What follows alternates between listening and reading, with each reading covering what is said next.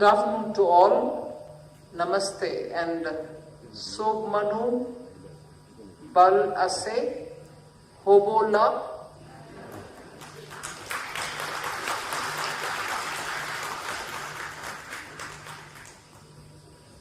It gives me immense pleasure and joy to be here in this beautiful and mountainous town of Kifre. It's a land of festivals, Nagaland is normally called. And Kifre in particular stands out for its fascinating history.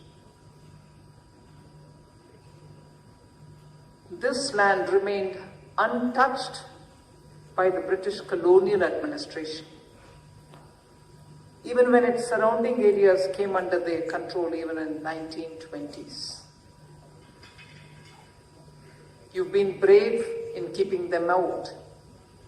As a result, tradition here has been carefully preserved, carried forward proudly from one generation to the other.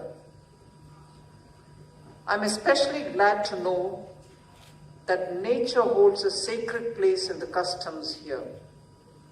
That's reflected in your folk songs, your folklore, and your daily life. It actually shows a deep harmony between the people and the environment. And that has actually defined the region for a very long time. The majestic Saramati peak, rising to a height of 3,840 meters, it actually stands as the Nagaland's highest point.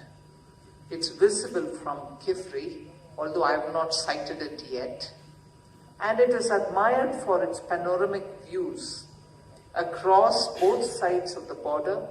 Its slopes often offer a mountain climbing experience that even amateur trekkers cherish. Kifre is also known for its apples. It's grown in Tanamir village, situated over 2,000 meters above sea level. And I had a taste of them. They're delicious and absolutely crunchy and juicy, which I don't get in any of the apples which I buy from the market in Delhi. Apparently, Tanamir is the only apple growing village in the entire Northeast. And the village's annual Tanamir Apple Festival has become a much awaited event in the calendar for visitors who are visiting Nagaland, and they take their memories beyond here. I would have loved to go to the Pumru subdivision, the limestone caves of Salomi Mimi, and the nearby villages which tell the story of times and nature's artistry. The Zunki River, another of Kifre's natural treasures, flows gracefully through the district with the potential to support exciting water sports such as rafting and canoeing. There are several achievements of the Northeast which we can speak of. Since the time Honorable Prime Minister Narendra Modi has taken charge in Delhi, the Northeast has been placed as a priority and as the heart of India's growth vision. Calling Northeast and its 8 states as Ashtalakshmi, in the last decade, Prime Minister has travelled to each and every part of Northeast, and the total count till today stands 70 times. For a Prime Minister of India to visit every part of the country is something which you would naturally expect. But unfortunately, we have not seen Prime Ministers otherwise travelling so much to the Northeast as would all of us love it. But Prime Minister of India, Narendra Modi ji, has reached the Northeast 70 times.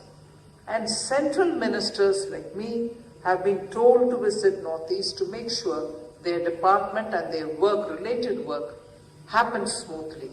and a total of 700 visits by the central ministers to the Northeast has happened.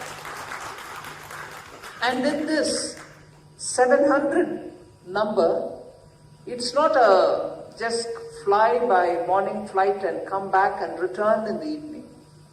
It's overnight stays, each visit for a minister, because only then do you interact with the local people, understand the issues of the local area. So it's not as if they're just making a token visit, but 700 visits accompanied by overnight stays. As a result of sustained commitment, you find 3,613 projects worth over 44,800 crores have been sanctioned for this region. 974 industrial units have been registered in the Northeast, and 10 new greenfield airports have been built in the last 11 years. 4,136 crores have been allotted for the development of hydro projects. The Rising Northeast Investors Summit, which was held in May, drew an unprecedented number of 4.3 lakh crores as investment shown as interest while signing the MOU. The state governments will have to follow them, pursue them to have them brought to the ground. There are several financial inclusion related programs, whether it is Jan Dhan accounts, which had zero balance but no service charge at all. With the credit worthiness improving on all these accounts, the financial identity has been established, and that is why you get credit checks given to such account holders so that they can carry forward their businesses. In the credit outreach that we saw, somewhat a few of the customers receiving their checks, aspirational districts have been given priority, and that is why Kifri gets a priority, because people here are revving to go forward, taking their aspirations, their dreams, which I saw and interacted with the NLRM women day before, last evening, I think, when women came saying, NLRM has benefited us, we've become Lakpatis, but our now ambition and dream is to become Crorpatis. So Kifre is actually benefiting because directly many of these people's welfare schemes and empowerment schemes, not just welfare. You're not just getting rice and wheat through the ration shops, you're getting that as well. But you're getting credit so that you're able to take your aptitude, your business interests forward so that commercial activities improve and in turn your own economic empowerment grows. So if you see, I have inaugurated 9 new branches today for the entire Northeast region. 8 are by the State Bank of India and 1 is by Nagaland Rural Bank. Out of these 9 branches, 3 are opening in Nagaland, which I believe will cater to banking needs of the people in this area. Banks have done a good job in deploying banking correspondents, BCs as they're called, bank mitras, in far-flung areas. In 2019, there were 1,143 villages in Nagaland which had no banking touch points within 5 kilometers. With the efforts of the banks and the state-level bankers conference meets, this number has now reduced to 15 only, which also I am hopeful will be covered by this financial year. 1,143 villages in Nagaland in 2019, which had no banking touch points at all. Today, that number has come down from 1,143 to just 15 only. So between 2019 and today, which is 2025, there was a rapid acceleration of banks coming to every village, and the last 15 will get covered sooner. Sanctions under various schemes amounting to approximately 350 beneficiaries and to a total value of 28.02 crores have been provided by banks in KIFRI, which will prove crucial for economic progress of this area. I'm also happy that banks, SIDBI, the Small Industry Development Bank of India, and NABARD have done very good things under CSR for KIFRI district, which will help the community. Nearly about 5 years ago, I remember Honorable Chief Minister of Nagaland, Mr. Nethu Rio, telling me CSR doesn't reach Nagaland at all. He says, not many manufacturing units in Nagaland, and so we are not beneficiaries of CSR. Since after that, we have been pursuing CSR funds for Nagaland, and I appreciate State Bank of India, SIDBI, NABARD, and few other private sector industries which have come since after that, year after year, to Nagaland, providing their CSR fund. Today we saw the ITI getting from SIDBI computers and necessary other equipments for training of our youth.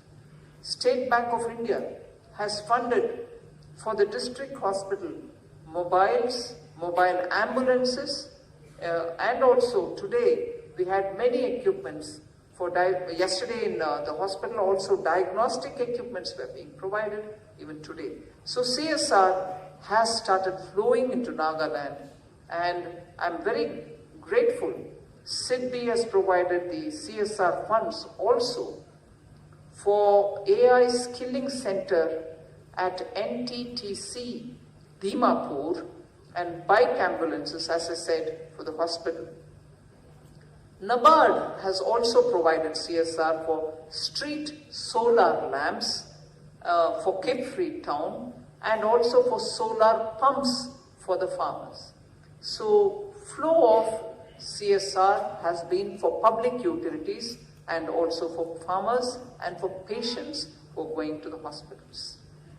Now, with all this said, I also want to highlight the fact that India is seeing a big breakthrough in terms of the talent which is emerging from the hill states, and they reach all the metro cities with their skilling abilities, with the skill sets that they have. Nagaland has actually benefited by many of these. Today, you will find another one, like the NIIT that I spoke of, one more semiconductor-related training place, which will be set up at NIELIT, National Institute of Electronic Training Institution in Kohima. The courses such as diplomas in smart manufacturing, semiconductor assembly and test will be offered, and this center in NIELIT in Kohima will be a very big blessing, according to me. Giving that kind of an opportunity, which is not being provided yet in many other states of India, but it is opening up in Nagaland the opportunity for youth to get trained. And for all you know, across the border into Assam, for the very same semiconductor-related facility which is being created, Tata OSAT, as it is called, in very close to Guwahati. I'm sure many trained Naga youth, because they have the necessary skill set after the training in NIELIT in Kohima, you will find jobs aplenty, and your youth, our youth from Nagaland can benefit out of it. And therefore, first of all, let me thank all of you all for very patiently listening to me. There is just so much that we can do. Prime Minister Modi is very keen. like we heard Minister Imna Along talk, frontier villages, which the Honorable Prime Minister doesn't call as border villages. He says they are the first entry point to India villages.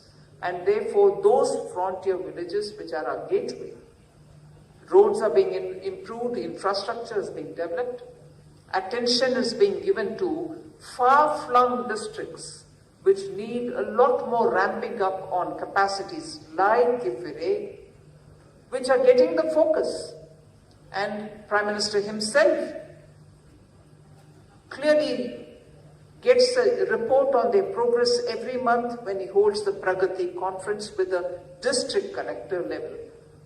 And therefore, I would think as Kifire as an aspirational district and Nagaland as part of the Ashtalakshmi of the Northeast will rev up in growth and be significantly contributing to India's Vikasit Bharat dreams of 2047. So thank you once again for listening to me patiently. I wish you all the very best, and I invite the youth of Nagaland to benefit from the